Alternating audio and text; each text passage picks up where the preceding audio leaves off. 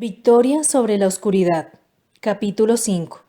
¿Cómo ser la persona espiritual que deseas ser? A principios del siglo XX, un asilo en las afueras de Boston albergaba a individuos gravemente retardados y perturbados. Uno de los pacientes era una niña que la llamaban simplemente Anita. No se daba con nadie en el asilo. El personal trató todos los medios posibles para ayudarla, pero sin éxito. Finalmente fue encerrada en una celda en el sótano y fue desechada como incurable. En el asilo trabajaba una cristiana que creía que una criatura de Dios necesita amor, preocupación y cuidado. Entonces decidió dedicar el tiempo del almuerzo para estar con Anita, leerle y oraba a Dios que le aliviara de la prisión del silencio. Todos los días esta cristiana llegaba a la puerta de Anita y leía, pero la pequeña nada respondía. Pasaron meses. La mujer trataba de hablar con Anita, pero era como hablarle a un cuarto vacío. Le llevaba algunas golosinas, pero no recibía nada a cambio. Un día faltaba una galleta del plato que la amable mujer recibió de vuelta de la celda de Anita. Animada, la mujer continuó su lectura y oración por ella. Con el tiempo, la pequeña comenzó a responder a través de los barrotes de su celda. Pronto, la cristiana convenció al doctor que Anita necesitaba una segunda oportunidad para su tratamiento. La sacaron del sótano y se continuó el trabajo con ella. 2 años después se le dijo que Anita podía dejar el asilo y llevar una vida normal. Sin embargo, ella prefirió no salir. Estaba muy agradecida por el amor y la atención que recibió de la cristiana, que decidió quedarse y dar amor a otros como ella había sido amada. Anita permaneció en la institución para trabajar con otros pacientes que sufrían como ella había sufrido. Casi medio siglo más tarde, la reina de Inglaterra celebró una ceremonia especial para honrar a una de las mujeres más inspiradoras de los Estados Unidos, Helen Keller. Cuando se le preguntó a qué se atribuía su éxito al vencer su ceguera y sordera, Helen Keller respondió: si no hubiera sido por Anna Sullivan, hoy no estaría aquí. Anna Sullivan, que amó tenazmente y creyó en una niña incorregible, ciega y sorda llamada Helen Keller, era Anita. Debido a una generosa cristiana que en la mazmorra del asilo para enfermos mentales creyó que una niña incurable necesitaba el amor de Dios, el mundo recibió el maravilloso don de Helen Keller. ¿Qué se necesita para ser este tipo de cristiano? ¿Qué se necesita para que pasemos la barrera de nuestro egoísmo inconsecuente, nuestros deseos carnales para prestar un servicio de amor a Dios y al prójimo? ¿En qué consistió la esencia de la madurez cristiana que motivó a la benefactora de Anna Sullivan para un ministerio tan significativo? Primero, se necesita una firme comprensión de lo que eres en Cristo. No puedes llegar a ser como Jesús a menos que seas su retoño. Tienes que ser injertado en la vid porque sin Cristo nada puedes hacer. Juan 15:5. Segundo, debes crucificar la carne, enseñada a largo tiempo por el pecado, y andar en conformidad con lo que eres en Cristo y ser transformado conforme a la renovación de tu entendimiento. Romanos 12:2. Tercero, se requiere la gracia de Dios, porque el pecado no se enseñoreará de vosotros, pues no estáis bajo la ley, sino bajo la gracia. Romanos 6:14.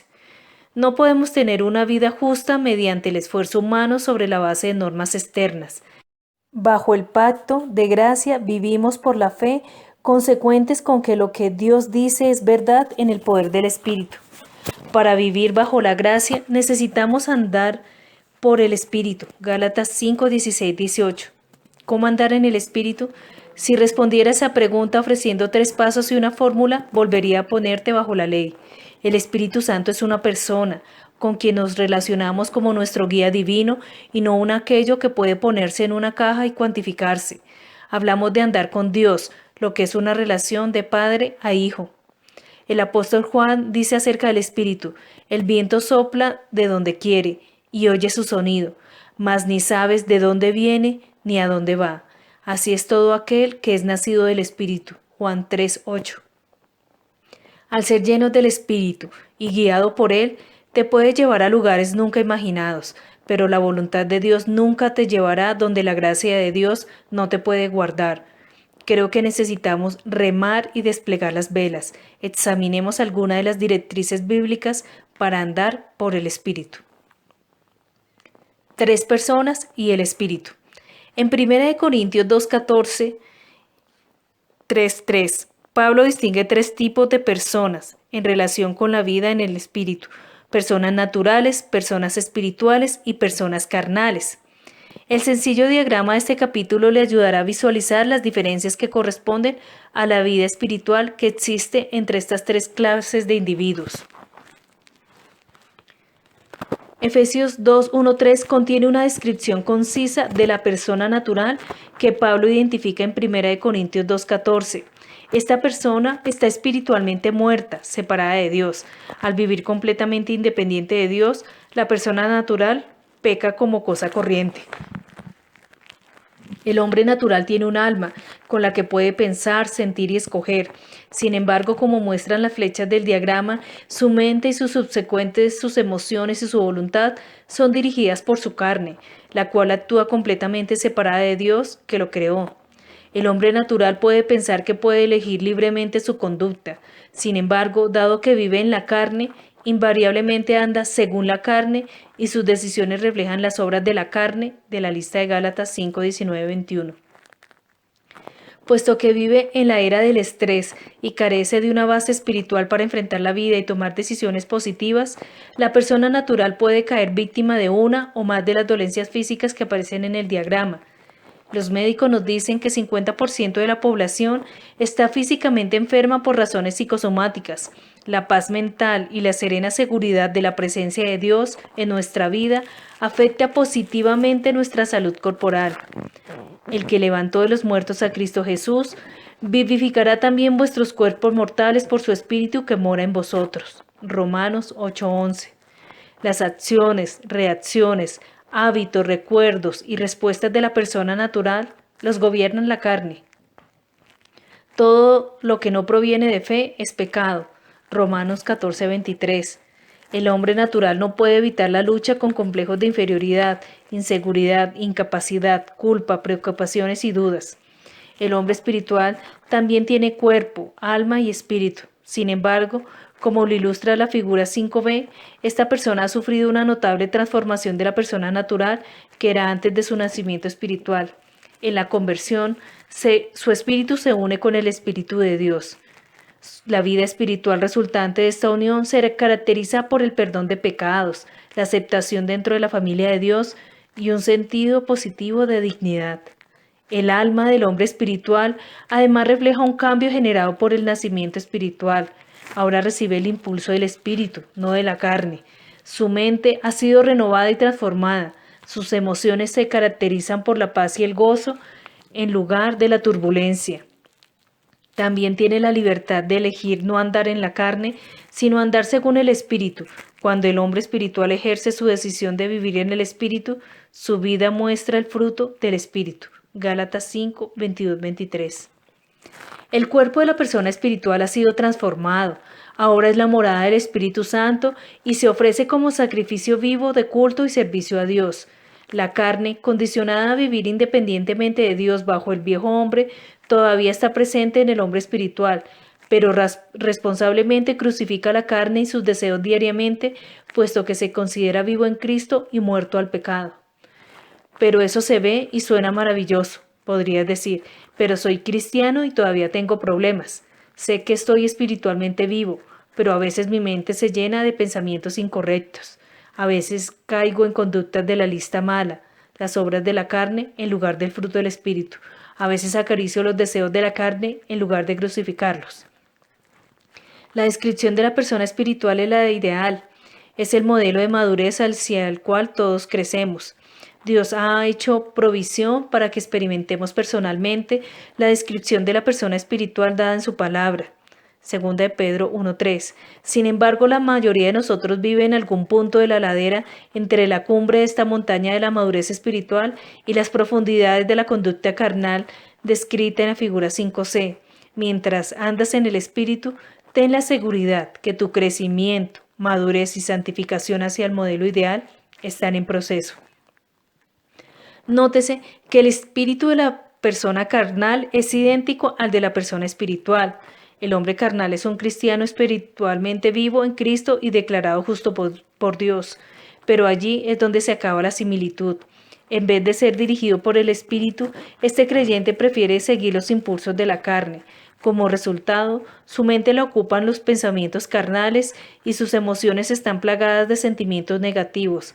Aunque tiene libertad para andar según el Espíritu y para producir fruto para el Espíritu, sigue involucrado en actividad pecaminosa, puesto que anda voluntariamente según la carne. El cuerpo del hombre carnal es templo de Dios, pero está contaminado. Su cuerpo físico suele presentar los mismos síntomas perturbadores experimentados por el hombre natural, dado que no obra de la manera que Dios lo creó. No presenta su cuerpo en sacrificio vivo a Dios, pero es indulgente con sus apetitos carnales, según los caprichos de su carne adiestrada por el pecado, puesto que cede a la carne en lugar de crucificarla. El hombre carnal está sujeto a los sentimientos de inferioridad, a la inseguridad, la incapacidad, la culpa, la preocupación y las dudas. Hace varios años hice una pequeña investigación para descubrir cuántos cristianos todavía son víctimas de su carne. Les presenté la misma pregunta a 50 cristianos que consecutivamente conversaron conmigo sobre los problemas de su vida. ¿Cuántas de estas características describen tu vida? Inferioridad, inseguridad, incompetencia, culpa, preocupación y duda. Cada uno de los 50 respondió, las 6. Aquí tenemos 50 hijos de Dios nacidos de nuevo que estaban de tal manera empantanados por la carne que lidiaban con los mismos problemas que abruman a los que viven solo en la carne. Si te planteo la misma pregunta, ¿cómo responderías? Con mi experiencia como consejero, imagino que muchos de ustedes reconocerían que algunas o todas de estas 6 características los describirían. Me resulta evidente que un número asombroso de creyentes no sabe vivir por la fe en el poder del Espíritu Santo. ¿Luchas con sentimientos de inferioridad? ¿A quién o a qué eres inferior? Eres hijo de Dios, sentado con Cristo en los lugares celestiales. Efesios 2:6. ¿Te sientes inseguro? Tu Dios nunca te dejará ni te abandonará. Hebreos 13:5. ¿Incompetente? Todo lo puedes en Cristo que te fortalece. Filipenses 4:13. ¿Culpable? Ninguna condenación hay para los que están en Cristo Jesús. Romanos 8:1. ¿Preocupado? Puedes tener paz con Dios y aprender a poner tu ansiedad sobre Cristo. Filipenses 4:6, 1 de Pedro 5:7 y Juan 14:27. ¿Dudas? Dios da sabiduría a quien la pide. Santiago 1:5. Porque suele haber una disparidad tan grande entre las dos clases de cristianos, espiritual y carnal. ¿Por qué tantos cristianos viven tan lejos de su potencial en Cristo? ¿Por qué tantos de nosotros disfrutan la vida abundante, productiva que ya hemos heredado? Cada año deberíamos ser capaces de decir, ahora soy más amante, apacible, gozoso, paciente, amable y gentil que lo que era el año pasado. Si no podemos decir honestamente eso, no hemos estado creciendo. Como todas las cosas que pertenecen a la vida y a la piedad nos han sido dadas por su divino poder mediante el conocimiento de aquel que nos llamó por su gloria y excelencia. Segunda de Pedro 1:3. Sin embargo, un sinnúmero de cristianos han estado nacidos de nuevo durante años, aún décadas, pero todavía les falta experimentar una medida significativa de victoria sobre el pecado. La ignorancia, la falta de arrepentimiento y de fe en Dios y los conflictos no resueltos impiden que la persona crezca. Caminar por el Espíritu es una relación, no es una reglamentación. El mundo y la carne no son los únicos enemigos de nuestra santificación. Tenemos un enemigo vivo, personal, Satanás, que trata de acusar, tentar y engañar a los hijos de Dios. Pablo escribe acerca de Satanás. No ignoramos sus maquinaciones. 2 Corintios 2:11. Quizás Pablo y los corintios no las ignoraran, pero muchos de los cristianos del presente las ignoran. Vivimos como si no existiera el reino de las tinieblas. Nuestra ingenuidad en esta área es un tributo agobiante que impide a los cristianos experimentar su libertad en Cristo. Parámetros del andar lleno del Espíritu. Cuando nos convertimos éramos como una cortadora de pasto con motor de 1/3 de caballo de fuerza. Podíamos hacer algo, pero no mucho porque no éramos maduros. Nuestra meta como cristianos es llegar a ser un motor Caterpillar DC-9, una verdadera usina eléctrica para el Señor. Sin embargo, sin combustible nada puede lograr ni una cortadora de pasto ni un tractor nivelador. Sin Cristo, nosotros nada podemos hacer. Juan 15:5.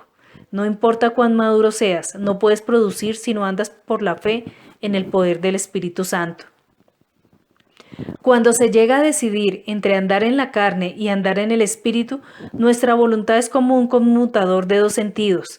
La voluntad del nuevo cristiano parece un resorte cargado hacia la conducta carnal.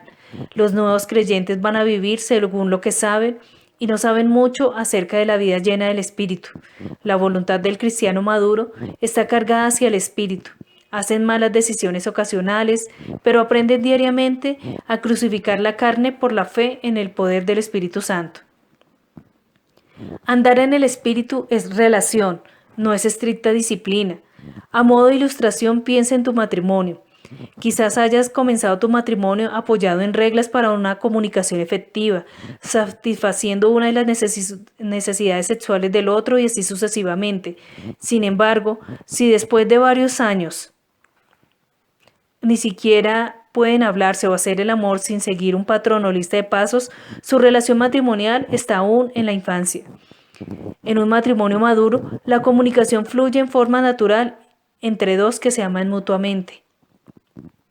Otro ejemplo es la oración. Quizás hayas aprendido a orar usando una clave: adoración, confesión, acción de gracias, suplicación. Sin embargo, si has sido creyente durante años y tu vida de oración no es mucho más profunda que eso, no has aprendido a orar en el Espíritu. Efesios 6:18. La oración es un camino de ida y regreso con Dios que requiere escuchar además de pedir. Pablo define lo que significa andar en el Espíritu en Gálatas 5, 16, 18. Andad en el Espíritu y no satisfagáis los deseos de la carne, porque el deseo de la carne es contra el Espíritu, y el del Espíritu es contra la carne. Y estos se oponen entre sí para que no hagáis lo que quisierais.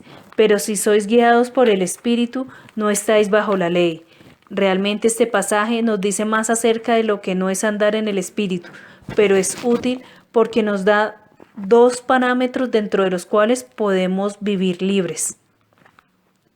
Lo que no es andar lleno del Espíritu. Primero, Pablo dice que andar en el Espíritu no es licencia. Licencia es desconsideración hacia las reglas o reglamentos y constituyen el abuso de un privilegio. Algunos cristianos afirman erróneamente que andar en el Espíritu y vivir bajo la gracia significa yo puedo hacer lo que quiera. Andar en el Espíritu quiere decir, no puedes hacer lo que se te antoje. Vivir por el Espíritu no es tener libertad para hacer lo que quieras. Eso sería licencia. Significa que eres libre para vivir libre, responsable y moralmente, algo que no podías hacer cuando eras esclavo del pecado. Se me invitó a hablar en una clase de religión en un colegio católico sobre el cristianismo protestante. Al final de la charla, un estudiante de aspecto atlético avispado levantó la mano y me preguntó: «¿Hay muchos noes en su religión?». Le respondí: «Creo que no tengo otros que los que Dios no tenga, pero creo que tu pregunta en realidad es: ¿tengo alguna libertad?». Él asintió. «Por cierto, tengo libertad para hacer lo que quiero», respondí. Reveló en su rostro que no me había creído. «Por favor, habla en serio», dijo. Le respondí: «Soy libre de tomar la decisión de asaltar un banco, pero soy suficientemente maduro para comprender que sería esclavo de ese acto por el resto de mi vida. Siempre andaría mirando que no me descubrieran. Tendría que ocultar mi delito, posiblemente me escondería y a la larga tendría que pagar por lo que hice. También soy libre de decir una mentira, pero si miento tendría que recordar la mentira que dije y a quién se la dije». Lo que algunos piensan que es libertad solo es licencia que conduce a la esclavitud. La libertad no está en el ejercicio de las decisiones. El último análisis está en sus consecuencias. El espíritu de verdad siempre nos guiará a la libertad, pero los deseos de la carne nos llevará al pecado y a la esclavitud. Los mandamientos de Dios no son restrictivos, protegen. Nuestra verdadera libertad está en la capacidad de decidir vivir responsablemente dentro de las directrices protectoras que Dios ha establecido para nuestra vida. Segundo, andar en el Espíritu tampoco es legalismo. Si sois guiados por el Espíritu, no estáis bajo la ley. Gálatas 5:18. Si quieres relacionarte con Dios sobre la base de la ley moral, Necesitas oír las palabras de Pablo en Gálatas 3:10, porque todos los que dependen de las obras de la ley están bajo maldición. Tú serás una persona guiada o serás un marginado, presa de la culpa. Luego, ¿la ley es contraria a las promesas de Dios? En ninguna manera, porque si la ley dada pudiera vivificar, la justicia sería verdaderamente por la ley. La ley no tiene poder para dar vida. Decirle a la gente que lo que hacen está mal no les da vida para dejar de hacerlo. Los cristianos han sido notables en sus esfuerzos por legislar la espiritualidad con noes. El cristiano no bebe, no fuma, no baila, no va al cine, no juega a las cartas, no usa maquillaje y así sucesivamente. Otros pretenden que no son legalistas, pero todo lo que han hecho es pasar de un legalismo negativo, no hacer esto ni aquello, al legalismo positivo, hazlo de esta y esta otra manera. Somos siervos de un nuevo pacto, no de la letra sino del espíritu, porque la letra mata, pero el espíritu vivifica. 2 Corintios 3:6. La ley también tiene la capacidad de estimular el deseo de hacer lo que intentaba prohibir. Véase Romanos 7:5-8. Permíteme ilustrar esto. ¿Qué ocurre cuando le dices a un niño puedes ir allá, pero no a este otro lado? En el momento que le dices esto, ¿a dónde quiere ir al niño? Allá. Probablemente no tenía intenciones de ir hasta que le dijiste que no podía ir. Un colegio cristiano publicó una lista de películas que los estudiantes no podían ver. ¿Adivinas cuáles querían ver? Porque el fruto prohibido es el más deseable. Aparentemente esto ocurrió también en el huerto del Edén. El cristianismo es una relación, no un ritual ni un código de ética religioso. No podemos observar los mandamientos por medio del esfuerzo humano viviendo bajo la ley. La ley ha sido nuestro ayo para llevarnos a Cristo, a fin de que fuésemos justificados por la fe. Gálatas 3:24. En Cristo podemos vivir realmente por la fe, conforme a las justas leyes de Dios en el poder del Espíritu Santo. Supón que caminas por un camino muy estrecho en la montaña. A la derecha hay un precipicio demasiado escarpado para trepar y demasiado ancho para saltar. En el otro lado del camino hay un rugiente incendio forestal. Adelante hay una iglesia y un león, rugiente detrás de ti. ¿Hacia dónde corres? Tu derecha es una opción. Te alejas del precipicio. ¿Puedes imaginarte la emoción inicial? Sin embargo, esa decisión trae graves consecuencias, como la repentina detención al final. Esa es la naturaleza de la tentación. Si no parece inicialmente buena, nadie sería tentado.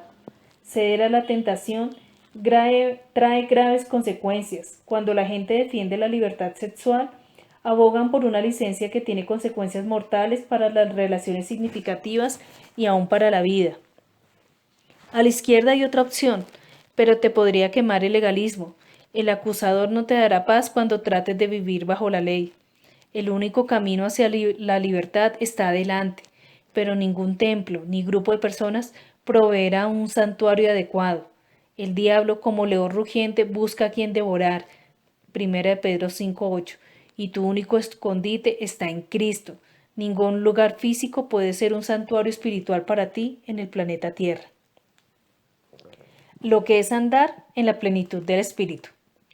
Si andar en la plenitud del Espíritu no es licencia ni legalismo, entonces ¿qué es? Es libertad, porque el Señor es el Espíritu, y donde está el Espíritu del Señor, allí hay libertad. 2 Corintios 3:17.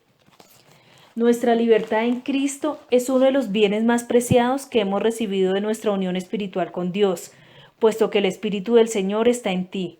Eres libre para llegar a ser la persona que quería que fueras al crearte. Ya no estás obligado a andar según la carne como antes de tu conversión. Ni siquiera estás obligado a andar según el Espíritu, pero interiormente estás inclinado en esa dirección. Tienes que decidir entre andar según el Espíritu o andar según la carne. Andar según el Espíritu implica dos cosas. Primero, no es sentarse en el Espíritu.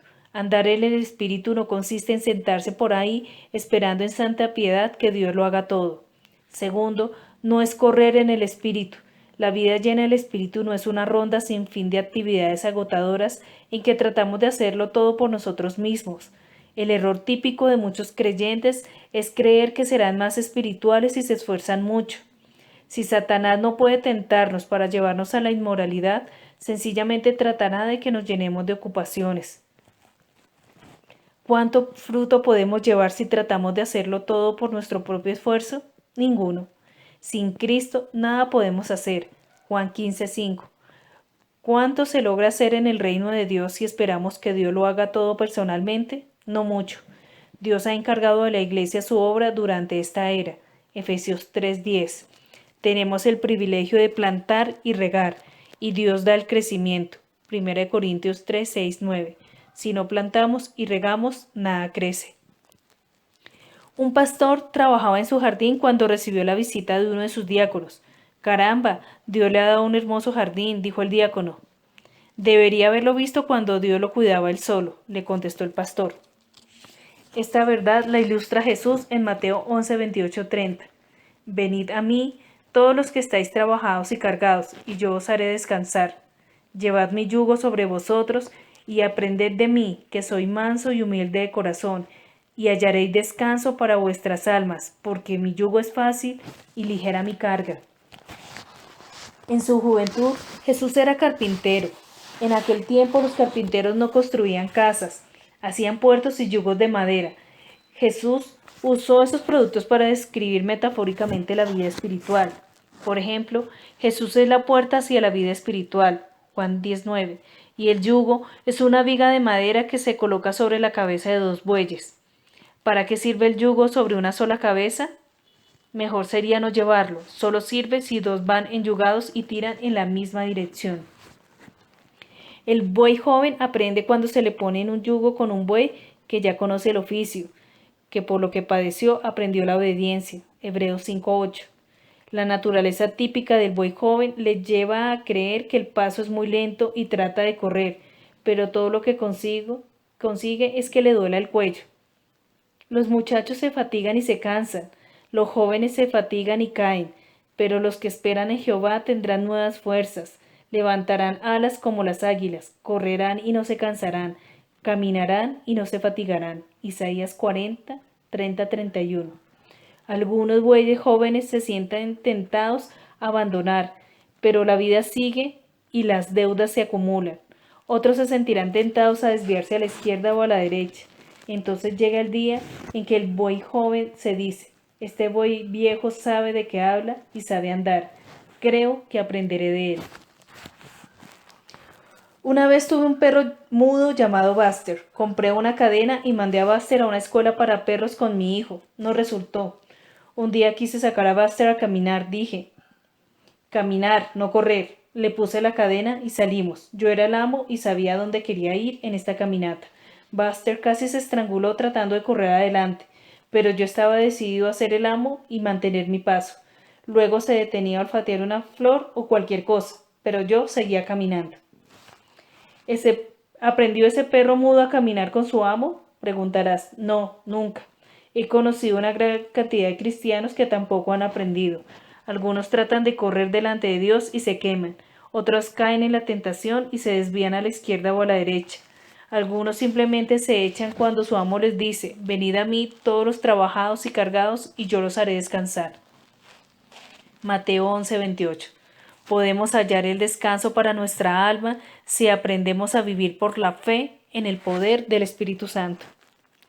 Guiados por el Espíritu. También somos guiados por el Espíritu. Romanos 8:14. El Señor usa otra metáfora para describir nuestra relación con Él.